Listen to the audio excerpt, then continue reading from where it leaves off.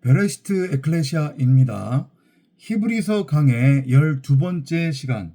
이번 시간에는 히브리서 11장 21절부터 40절까지 아들의 증거는 오직 십자가 믿음이라고 하는 제목으로 함께 나눠보도록 하겠습니다. 히브리서 기자는 11장 초반부터 계속 아벨은 믿음으로, 에녹은 믿음으로, 아브라함은 믿음으로, 이런 식으로 믿음의 선진, 구약의 믿음의 선진들을 끌어다가 우리가 아들의 증거가 될 수 있는 죄송합니다. 그게 아니죠. 우리가 하나님의 아들이라고 하는 것의 증거에 관해서 계속 설명을 하고 있어요. 그리고 결론으로 내리고 있는 건 뭐냐면 결국은 믿음만이 우리를 하나님의 아들이요, 하나님의 자녀요, 하나님의 택함을 입은 백성이라는 증거로 뭐라고 해야 되죠? 증거로 작용이 될 수 있다. 이렇게 마무리를 하고 있습니다. 그러니까 이거는 어찌 보면 신약성경 전체의 맥락하고도 일치하고요. 당연히 구약 전체의 맥락하고도 일치합니다. 그러면 이제 여기서 중요한 게 뭐냐면 이것도 우리가 여러 번 나누었던 내용입니다. 믿음이라고 하는 것이 무엇이냐? 세상 사람들이나 세상 기독교나 한국 기독교를 쫓는 사람들이 말하는 나 하나님 믿어, 나 예수 믿어. 이게 과연 믿음의 선진들의 믿음이었고 하나님께서 성경 전체를 아우르는 중요한 메시지로서 플롯으로서 끌고 가는 믿음의 내용이냐? 아니라는 거죠. 말씀을 드리지만, 그죠? 이 성경이 말하는 믿음, 하나님이 말씀하시는 믿음, 히브리서 기자가 말하는 믿음은 아주 정확하게는 그리스도의 믿음이에요. 내 믿음이 아니란 말이에요. 그리스도의 믿음이고 더 구체적으로는 그것은 바로 십자가 복음을 의미해요. 이해되시죠? 그러니까 반드시 누구든지 다나토스라고 하는 십자가 죽음을 통과를 해야만 하나님의 아들, 하나님의 자녀, 하나님의 백성이 될 수 있다. 곧 위로부터 다시 태어날 수 있다. 라고 하는 것이 주제예요. 그러면 그 십자가 죽음이라고 하는 것의 의미가 무엇이냐? 그 그리스도의 믿음이라고 하는 것의 의미가 무엇이냐? 그리스도는 말씀을 표현하는 또 다른 비유잖아요. 그죠? 비유예요. 창세기 1장 1절로 다시 돌아갑시다. 전지전능하신 하나님 아버지께서 당신을 드러내고 나타내기 위해 사람을 택하사 그들의 머리가 되셨고 말씀 그리스도를 머리로 하는 성전으로 새 창조 하시느니라. 이게 복음이에요. 그죠? 근데 그것이 바로 십자가 복음이에요. 그게 바로 그리스도의 믿음이란 말이에요. 내 믿음이 아니라 세상 사람들, 한국 기독교, 세상 기독교가 오해하고 있는 새벽 기도 열심히 하고 주일 성수 열심히 하고 헌신봉사 열심히 하고 전도 열심히 하고 착하게 살려고 노력하려고 하고 헌금 많이 하고 11조 많이 하고 건축원금하고 그런 거 아니란 말이죠. 카드깡으로 헌금하고 11조하고 건축원금하고 전세금 빼서 헌금하고 건축원금하고 11조하고 집 팔고 땅 팔고 아파트 팔아서 건축원금 11조 헌금하는 거 그딴 거 아니란 말이에요. 그건 그냥 종교생활일 뿐이에요. 자기 만족이에요. 자기 자신을 위한 지극히 종교적 행위일 뿐이란 말이에요. 그걸 성경은 하나님은 믿음이라고 하지 않아요.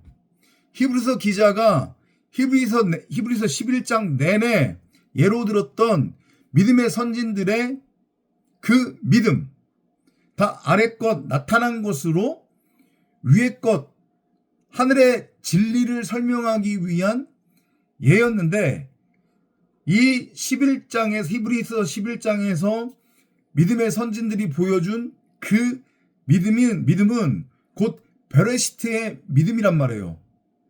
말씀 안에서의 그리스도의 믿음, 곧 창세기 1장 1절의 완성을 통한 오직 전지전능하신 하나님을 드러내고 나타내는 말씀 그리스도를 머리로 하는 성전으로 새 창조가 됨으로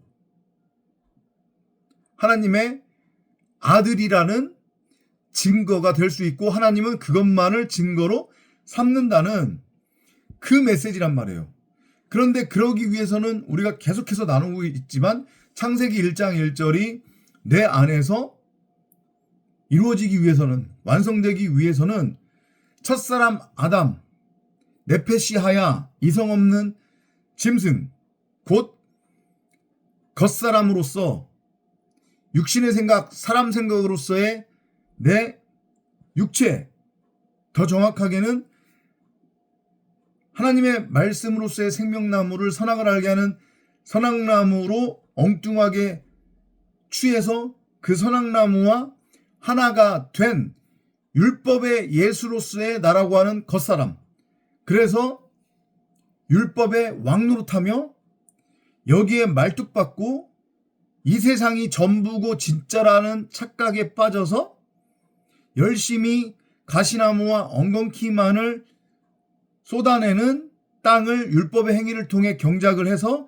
세상가치, 육적가치를 쫓고 있었던 나라고 하는 옛사람, 겉사람, 내 그 육체, 육신의 생각, 사람 생각이 반드시 다나토스의 십자가 죽음을 통과를 해야만 율법의 예수로서의 혼으로는 죽고 비로소 전능자를 드러내고 나타낼 수 있는 말씀 그리스도를 머리로 하는 성전, 곧 말씀 그리스도로서의 살리는 영으로 새 창조가 된다는 거예요.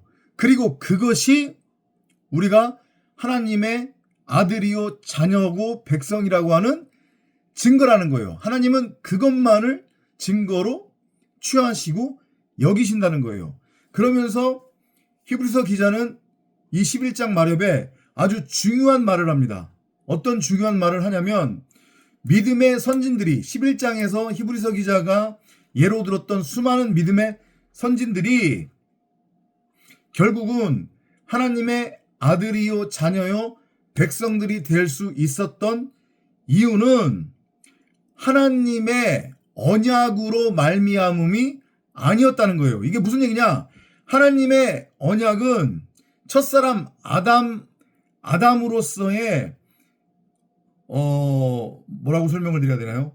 그 광야 인생, 신광야 인생이 아닌 광야 인생을 살고 있었던 구약의 사람들한테는 선악을 알게 하는 선악나무로 곡해가 되었단 말이에요. 그러니까 이걸 하면 하나님이 백성으로 여기시고 복 주시고 내가 원하는 가치를 주시고, 이거 하면 하나님이 나를 저주하시고 심판하신다는 그러한 어떤 하나님을 두려움의 대상 혹은 내 밖에 두고 그렇게 율법의 행위를 통해 섬겨야 하는 우상숭배의 대상으로 바라보았다는 거예요.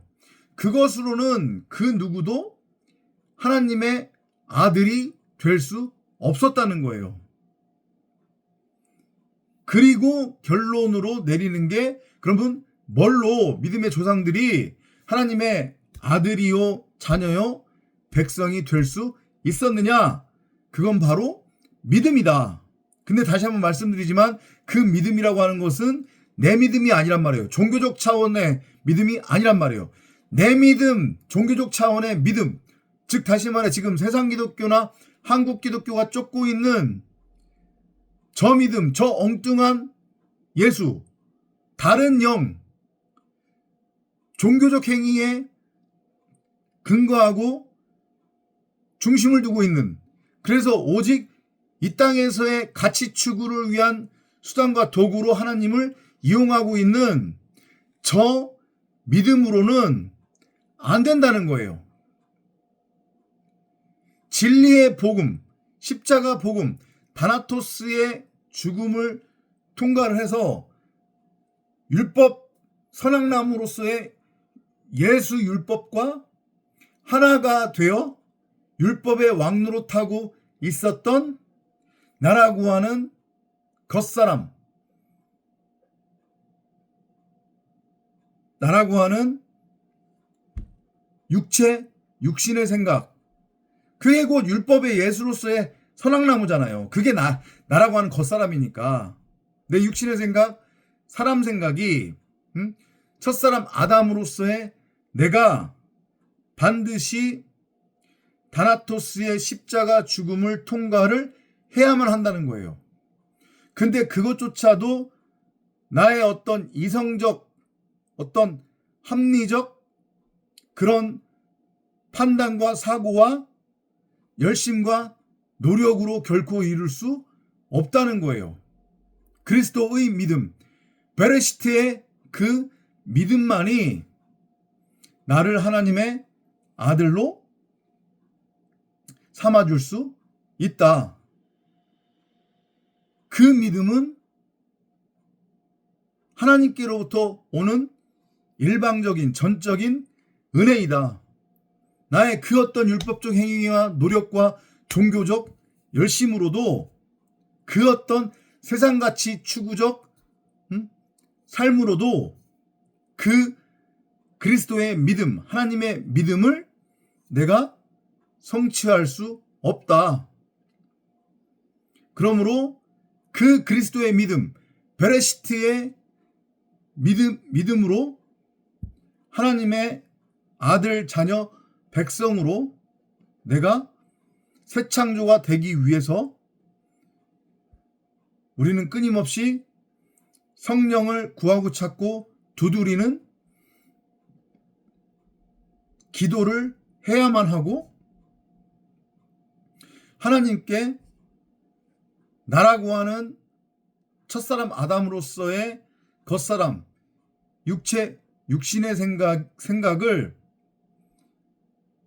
빨리 낮추시고 다나토스로 죽여달라는 그러한 기도를 해야 된다.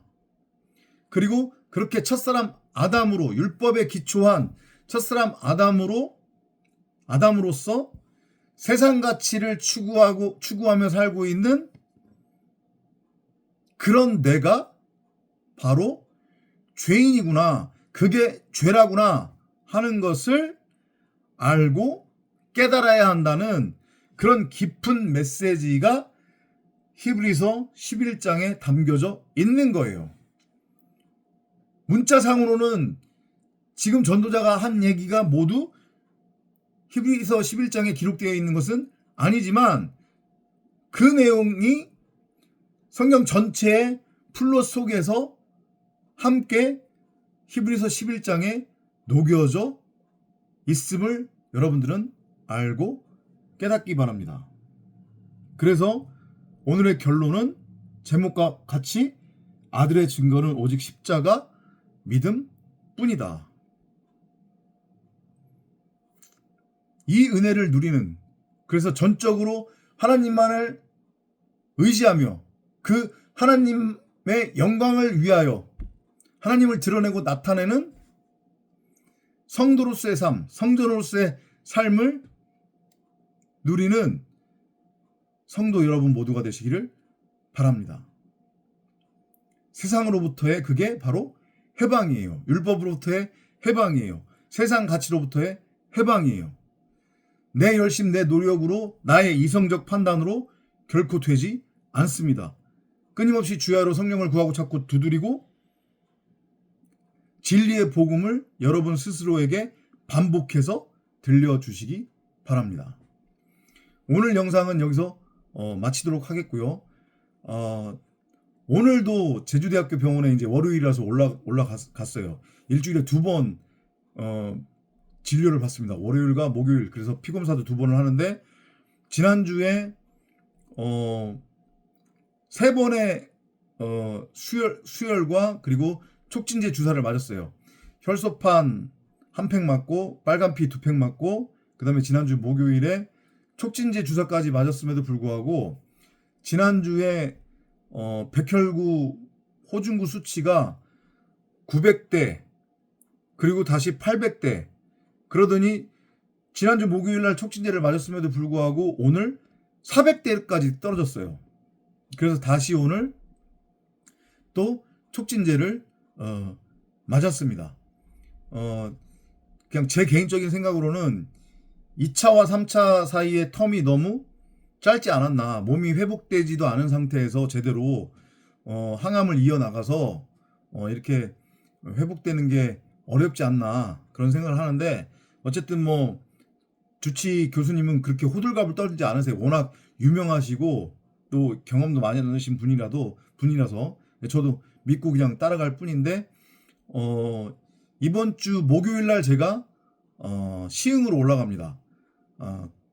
지난주에 협진병원 순천향대학교 부천병원에서 연락이 와서 공여자가 나타났으니 올라와서 기본 피검사를 받고 내려가라.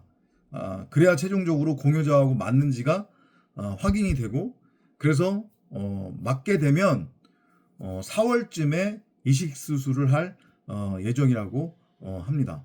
명절 앞두고 여러 가지로 좀 많이 심란합니다. 이제 이번 달 말이면은 아들내미 이제 중앙대학교 또 입학식이 있어서 또 올라가야 되는 그런 상황이고 좀 여러분들이 많이 관심 가지고 기도도 해주시고 구독과 좋아요도 좀 많이